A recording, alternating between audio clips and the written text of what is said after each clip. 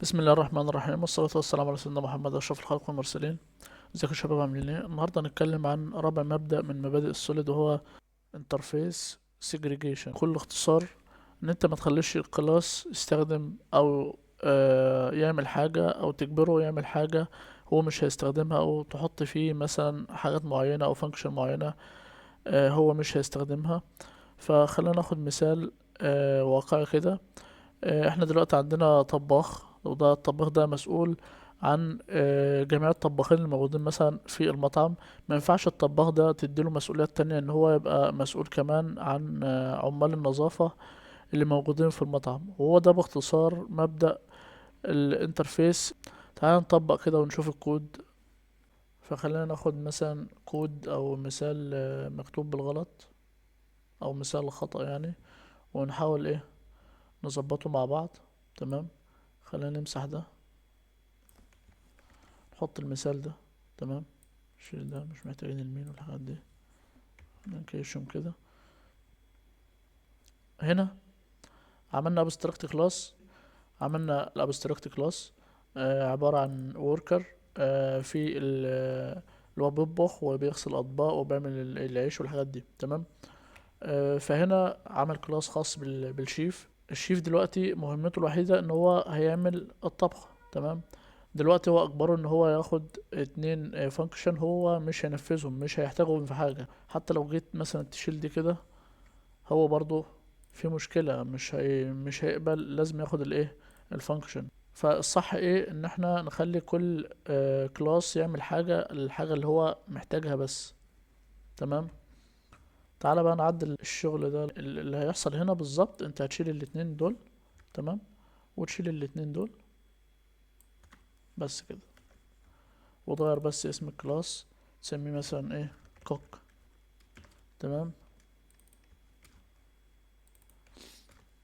بس كده. ده بكل بساطة مبدأ انترفيس سيجريجيشن، ان كل كلاس بيعمل حاجة اللي هو محتاجها بس. ما نجبرش عليه ان هو يعمل حاجات تانية هو مش هيستخدمها، او نحط فيه فانكشن تانية مش هيستخدمها.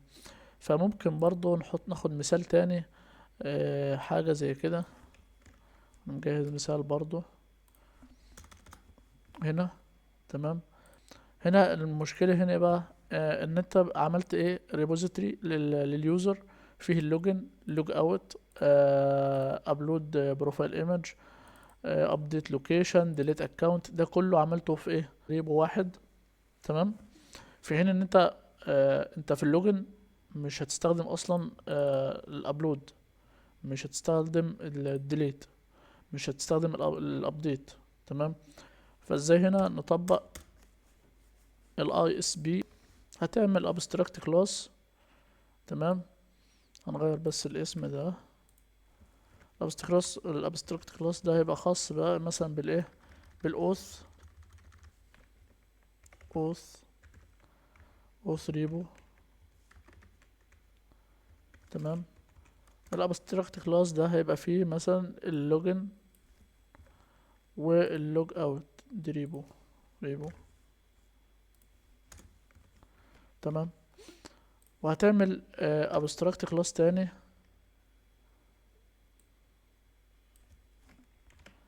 الابستراكت كلاس التاني ده هيبقى خاص مثلا بالبروفايل. بروفايل بروفايل ريبو. هياخد بس ان هو خاص بايه برفع الايه الصورة. هتعمل abstract class تاني خاص باللوكيشن. تمام. فهنقول هنا location location location ريبو.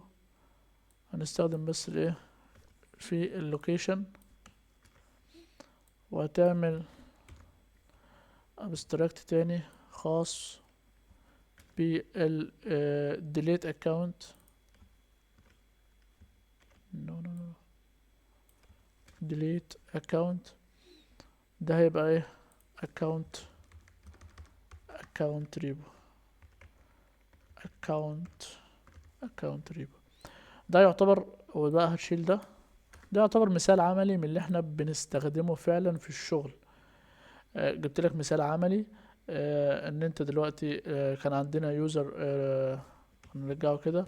كان عندنا يوزر ريبو. اليوزر ريبو ده كان ابستراكت كلاس بينفذ كل الفانكشن دي او الميثود دي. لما نيجي مثلا نستدعي واحده فيهم بنعمل امبلمنتيشن من الكلاس ده، فبنضطر ان احنا نجيب دول كلهم واحنا اصلا مش هنستخدمهم في حاجه. تمام.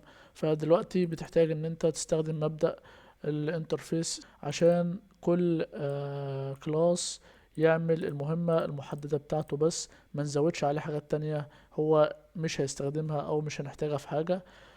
والسلام عليكم ورحمة الله وبركاته.